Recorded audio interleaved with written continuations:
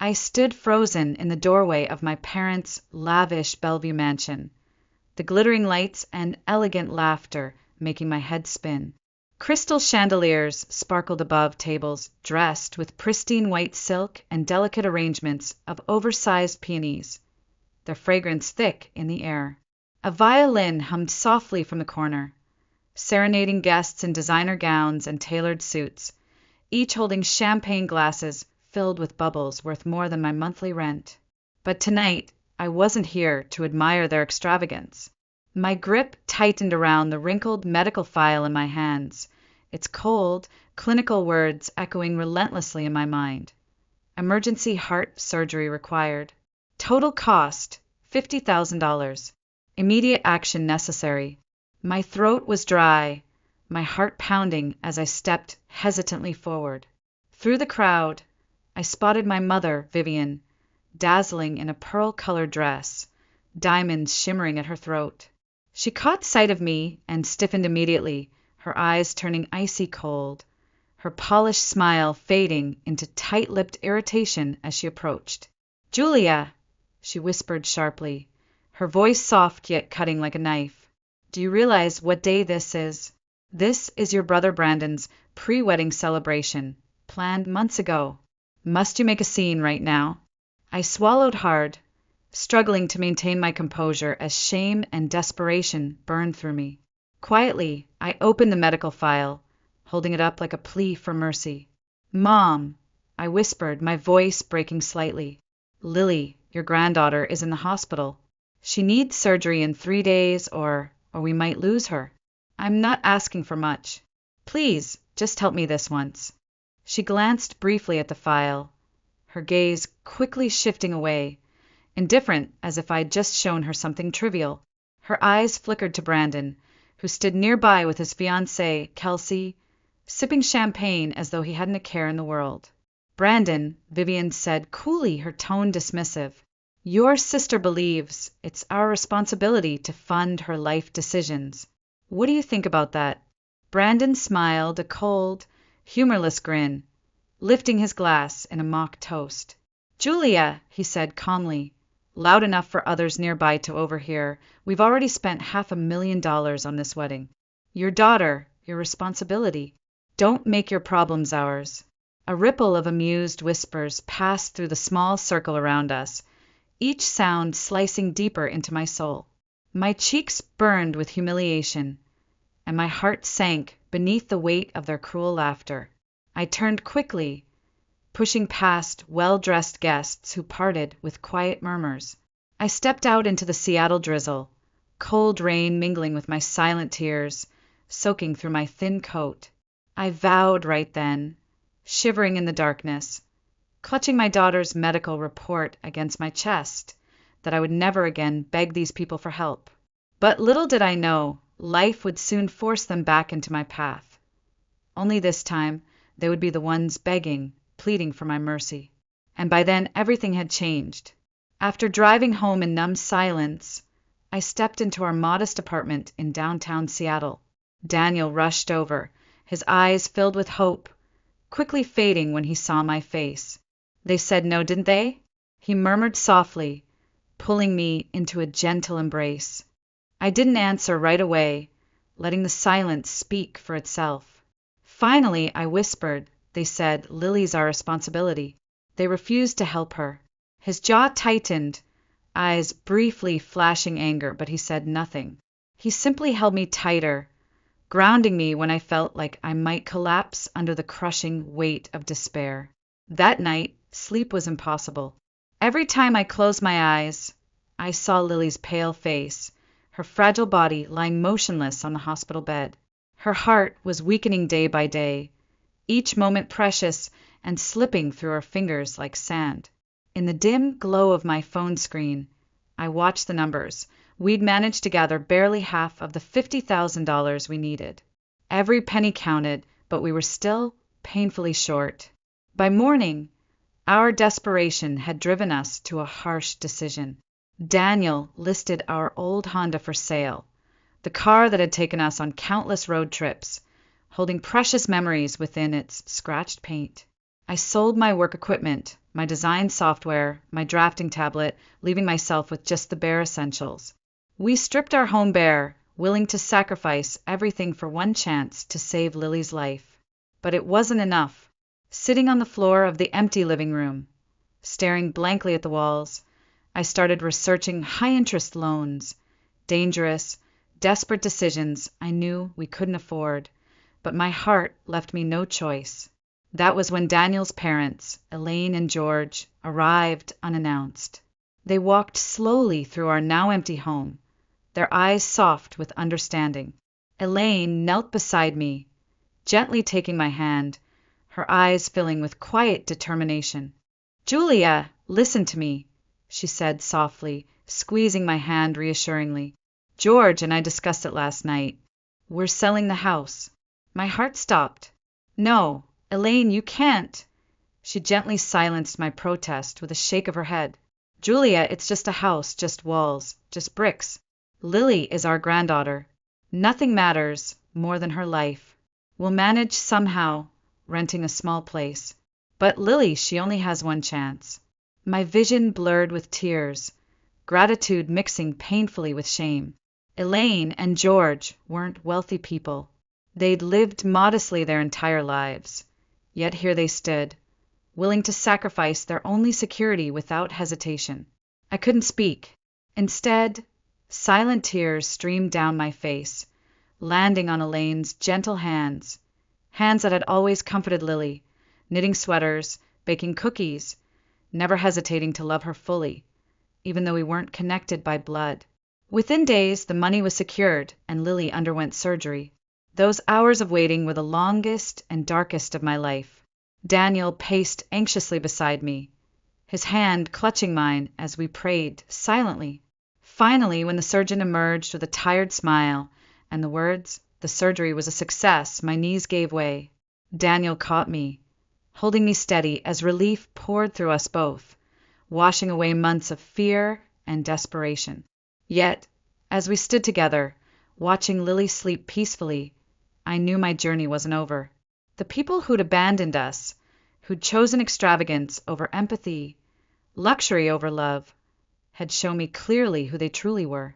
From this moment forward, I swore never to forget, not out of bitterness, but to honor those who had given everything, while those bound by blood had given nothing at all.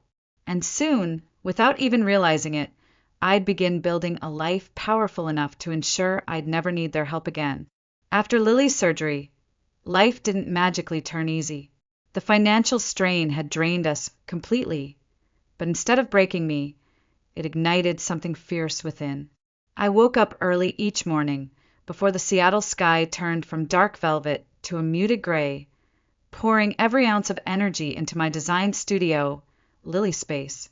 I wasn't just designing spaces anymore.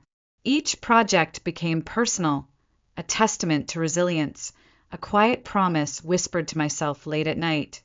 I would never again depend on those who turned their backs on us. Months passed swiftly, each filled with sleepless nights and endless meetings. I took jobs that were risky, challenging, projects no other designer dared to attempt. Slowly, my reputation grew, whispered from client to client, spreading beyond Seattle's borders. Local media picked up my story, first praising my designs, then curious about the woman behind them. One rainy Thursday afternoon, a producer from a popular local TV station called. She'd stumbled upon my story through social media, a mother once rejected by her family during her darkest hour, now an inspiring entrepreneur reshaping the city's most neglected spaces. "Julia, people need to hear your story," she urged gently. "Your journey is powerful. You could inspire others who felt forgotten or abandoned." At first, I hesitated. The wounds from my family's betrayal were still raw, hidden beneath carefully built walls of determination. But as I watched Lily playing happily in our small backyard, laughter ringing bright in the evening air, I knew I couldn't remain silent. My pain could become someone else's hope. A few weeks later, I sat nervously under bright studio lights, camera lenses trained steadily on me, as the host asked gently, "Julia, Tell us what inspired you to build Lily Space Studio. I took a deep breath, my voice calm yet strong, my gaze fixed on the camera as though speaking directly to every person watching from behind screens. When my daughter was gravely ill, I asked my own family for help. They chose their $500,000 wedding over saving her life. That moment taught me that love isn't always guaranteed by blood. Sometimes it comes from those who have nothing left to give, but still give anyway. I built Lily Space not only for Lily, but for everyone who feels they've nowhere to turn. I learned you don't need those who abandoned you. You just need to remember who stood by you when nobody else would. The interview aired that weekend and quickly went viral. Messages poured in from strangers sharing their own experiences. Stories of rejection, isolation, and quiet triumph. But among the messages of gratitude and hope, something else happened, something I hadn't fully expected. People quickly connected the dots. They uncovered the identities of my parents, Vivian and Richard Bennett, prominent figures whose business depended heavily on maintaining their flawless public image. And of course, Brandon, the golden boy who once proudly displayed his $300,000 engagement ring online, boasting of extravagance while casually rejecting the life of his own niece. Soon, their meticulously crafted image shattered, falling apart piece by painful piece. The outrage spread swiftly through social media, hitting the headlines of gossip websites and local news. Within days, Brandon's fiancée, Kelsey, publicly ended their engagement, condemning him openly with a single viral post. A man who can laugh while a child fights for life isn't a man worth marrying. Their reputation crumbled, along with their finances and pride. Yet, even as I watched from afar, I felt no triumph. Instead, a quiet sadness lingered, a reminder of how deep the wounds of family could run. I had rebuilt my life, not from bitterness, but from sheer determination to never depend on them again. But life has a cruel sense of irony, and it wasn't long before my phone rang, the caller ID showing a number I never thought I'd see again. My mother's voice, once sharp and unyielding, was now fragile, trembling softly through the receiver. "Julia," she whispered hesitantly, I never wanted to bother you again, but we're losing everything. Please, can you help us?" I closed my eyes briefly, absorbing her words, feeling a lifetime of emotions flood my chest. The tables had finally turned, and now, in this moment of quiet reckoning, the choice was mine. The meeting room at Lily Space Studio was bathed in pale, winter sunlight streaming through large windows overlooking Seattle's mist-covered waterfront. Everything around me was polished and elegant. The minimalist decor, modern artwork, even the carefully arranged fresh flowers in delicate glass vases. This was my world now, a far cry from the vulnerable woman who once stood begging outside a mansion door. On the polished conference table in front of me sat a sleek black briefcase containing exactly $200,000, the exact amount my parents had asked for. I'd withdrawn it from my own savings, fully prepared to give it to them, though even now, doubt gnawed relentlessly at the edges of my resolve. At precisely noon, the office door opened, and my parents stepped quietly into the room. My breath caught at the sight of them, barely recognizing the proud figures who once looked down on me. Richard, once towering and confident, appeared diminished, his shoulders stooped, his face lined deeply with worry and shame. Vivian, once impeccably elegant, wore a coat clearly outdated, her dark hair threaded heavily with gray. They hesitated in the doorway, unable to meet my eyes as they approached, and slowly took seats opposite me, silence hanging heavy between us. Finally, I broke it softly. "How are you both?" My voice sounded distant, surprisingly calm even to myself. Vivian glanced briefly at me, eyes quickly shifting downward as if afraid of the truth they might reveal. We're managing," she whispered. "Thank you for agreeing to see us." Richard cleared his throat awkwardly, finally looking up at me. His eyes, once cold and critical, now carried the weary weight of a man who'd lost everything, including his dignity.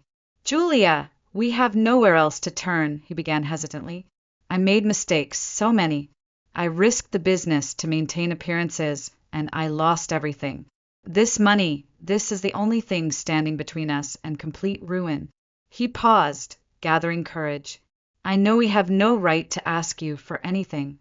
You owe us nothing, especially after what we've done. But we're desperate. We're asking not as your parents, but simply as people who've hit rock bottom. My gaze drifted slowly toward the briefcase on the table between us. I reached out, gently tracing its smooth surface, memories flooding my mind. The humiliation at Brandon's celebration, the icy dismissal, Lily's fragile breaths in the hospital bed. Each thought sharpened my resolve, reminding me exactly why I was here. Dad, I began quietly. When Lily needed surgery, I begged you for help. I would have paid back every cent. I would have done anything. Do you remember what Brandon said? Your daughter, your responsibility. And Mom, do you remember your words? Family doesn't mean sacrificing yourself for someone else. Vivian flinched visibly, her head bowing further in shame. I haven't forgotten, I continued softly. Yet here you are, asking me, the daughter you rejected, to sacrifice for you. A heavy silence filled the room. Finally, I opened the briefcase, the neatly stacked money revealed beneath the dim sunlight. I thought about turning you away, I admitted slowly, feeling their tense gazes fixed on the cash. But I won't become like you. I won't measure life in transactions. This money is yours. Richard's shoulders sank with relief, but Vivian's eyes widened with disbelief. My voice steadied, growing firm. But understand this clearly. The moment you take this money, our relationship ends. This is not forgiveness. This is closure. You taught me family doesn't sacrifice for each other. But today, I'm proving you wrong. I'm sacrificing, not because we're family, but because I refuse to be the same as you. Richard opened his mouth to respond, but couldn't manage a single word. Vivian reached out hesitantly, her fingers trembling as she closed the briefcase, tears gathering in her eyes. Slowly, they rose from their seats, silence lingering heavily in the air. Without another word, they turned and walked toward the door. Neither looked back as the door softly clicked shut behind them. For a long moment, I sat motionless, letting the stillness surround me. Finally, I released the breath I'd been holding. I'd imagined this day countless times, expecting satisfaction or perhaps sorrow. But now, alone in this bright room, all I felt was a quiet, profound calm. The final chapter had closed, not with drama, not with anger, but simply with the quiet dignity of knowing I'd chosen a path that was uniquely my own. Yet, deep in my heart, one question lingered. Would I ever see them again? And if so, could I ever truly forgive? That evening, I sat quietly on the sofa at home, watching through the window as the Seattle skyline gradually faded beneath a curtain of soft, silvery rain. Lily lay curled beside me, breathing gently in her sleep, her tiny fingers wrapped securely around mine. Daniel entered silently, gently sitting beside us, his presence steady and reassuring. I heard what happened, he murmured softly, gently brushing a strand of hair from my face. You okay? I'm not sure, I whispered truthfully, feeling a quiet heaviness in my chest. I gave them the money, Daniel, but I also gave them my goodbye. Was I too harsh? He shook his head slowly, pulling me gently against him. You did what was right, not easy, but right. You showed more compassion than they ever did. A quiet knock on our door interrupted our conversation. Elaine and George stepped in, Elaine carrying a tray of homemade cookies, George with a warm smile that instantly brightened the room. Elaine carefully placed the cookies on the table, taking one long look at Lily, and then turned toward me. Julia, dear, you look exhausted. You did the right thing today, you know, Elaine reassured gently. Sometimes letting go is the bravest thing we can do. I met her gaze, warmth spreading through my chest, grateful beyond words for these two gentle souls who'd always stood beside me.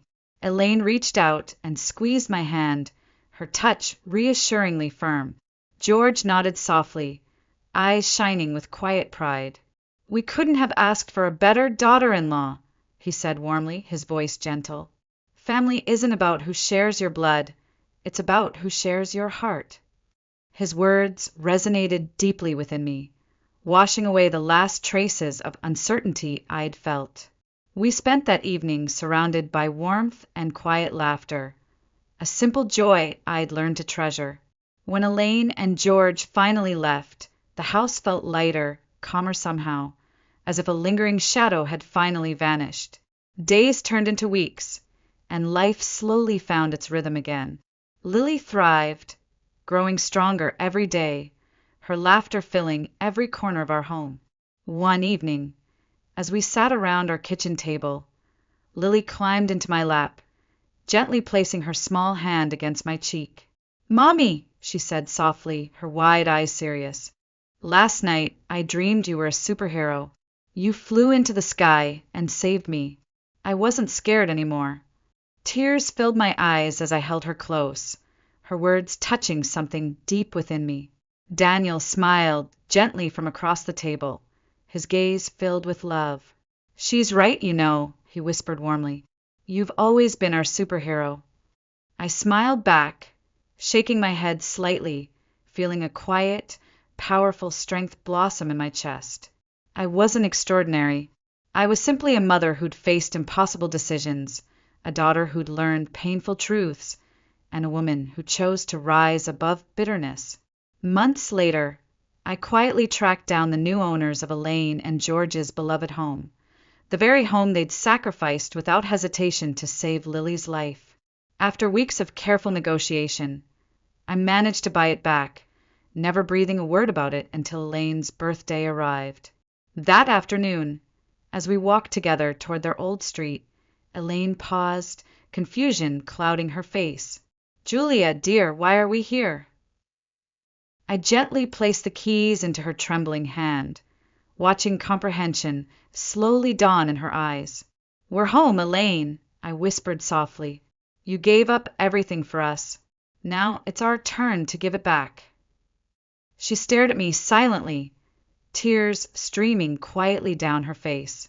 Beside her, George squeezed her hand tightly, his own eyes bright with emotion. Inside the house, Lily ran straight toward the kitchen, calling out excitedly, "Grandma! Grandpa! This means pancakes every morning again, right?" Elaine laughed through her tears, kneeling to embrace Lily tightly, the warmth of their joy filling every inch of the home. Watching them, I knew this was exactly what family meant: unconditional love, sacrifice without hesitation, bonds built by choice rather than blood. As I stood quietly, Daniel slipped his hand into mine, leaning close. "You did this," he murmured gently. "You made it through everything. I'm proud of you." I nodded, a quiet peace settling within me. This wasn't revenge. It wasn't triumph. It was simply healing, the powerful, gentle kind that comes from moving forward without forgetting those who stood beside me at my lowest. From now on, every morning would begin with love, laughter, and the knowledge that family was defined not by blood, but by the strength of hearts willing to stay when the rest of the world turned away. Time moved forward, steady and gentle, like the rhythm of waves along Seattle's shoreline. Our lives blossomed quietly, beautifully, rich not in extravagance, but in love and gratitude. Lily grew stronger, her bright laughter echoing through Elaine and George's cozy home each morning. Daniel continued supporting me silently, steadfastly, his love grounding me through every storm. Lily's space studio flourished, reaching heights I'd once never dared imagine. The magazine interviews, the media coverage, it had all faded into comfortable normalcy. But one afternoon, as I sat quietly at my desk, an unexpected phone call pulled me sharply back into the past. It was Brandon. "Julia," he began hesitantly, voice stripped of the arrogance that once defined him. "I know You probably don't want to talk to me, but please, just give me a minute. I hesitated, my heart tightening slightly, but finally answered softly, Go ahead. He took a shaky breath. Everything fell apart after the wedding was canceled. The business, our parents, our family, it's all gone. I thought being successful meant never needing anyone, especially not you. But I was wrong. I've lost everything. I have nothing left, Julia. I listened silently, the raw honesty in his voice cutting deep. I no longer hated Brandon. In truth, I pitied him. He had been raised to chase appearances, taught that love was conditional and success purely superficial. But pity wasn't forgiveness. Brandon, I answered quietly, feeling an odd sense of calm, you chose this. All I ever wanted was to belong, to feel loved. Instead, you made sure I felt worthless. I wish you no harm, but I also can't save you from the life you built. It's time you faced it alone like I once did. He was silent, and then a soft whisper. I understand. I just wanted you to know that I'm sorry. I hung up gently, exhaling a long breath. There was no satisfaction, just quiet closure. I'd learned forgiveness doesn't always mean reunion. Sometimes it simply means releasing your pain and moving forward. The years passed gently after that. Elaine and George filled Lily's childhood with warmth, wisdom, and endless pancakes. My parents never reached out again, and I made peace with that quiet emptiness. Family, I'd learned, wasn't always something you were born into. Sometimes it was something you created from love, trust, and loyalty. One warm spring evening, as the golden sunset painted Seattle's sky, Lily crawled into my lap again, now older but still with the innocence of childhood. She gazed up at me, her voice soft but confident. Mommy, do you remember when I dreamed you were a superhero? Well, now I know why. You saved me. You saved all of us. I hugged her tightly, tears stinging my eyes as I whispered back, No, sweetie, you saved me. She smiled gently, placing her hand over my heart. Then we saved each other. As darkness fell over our home that night, I lay quietly beside Daniel, listening to his gentle breathing, feeling an overwhelming gratitude I'd never known before. I'd faced pain, betrayal, loss, but I'd emerged stronger, wiser, and more compassionate. Today, I no longer wake up burdened by the past. I wake up thankful for Lily's laughter echoing down the hallway, for the gentle strength of Daniel's presence beside me, for Elaine and George's unconditional love. Most of all, I'm thankful for the life we built from ashes, a life defined not by revenge, but by resilience, love, and healing. In the quiet hours before dawn, as I look toward the horizon, I know with absolute certainty I didn't need revenge. I only needed courage to rise, to heal, and to forgive without losing myself. And in the end, that was more powerful than revenge could ever be.